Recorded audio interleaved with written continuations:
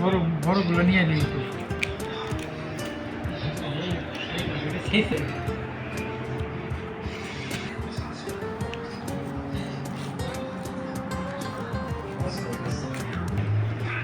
আমি ডারি ভিডিও বানাবো না ভিডিও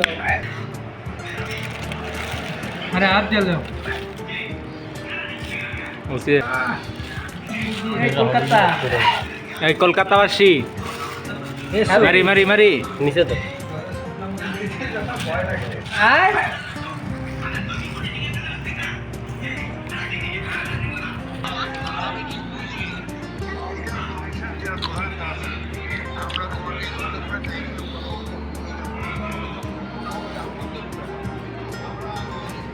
মরিচ খাওয়ার পরে আপনার অনুভূতিটা কি একটু কইন যাও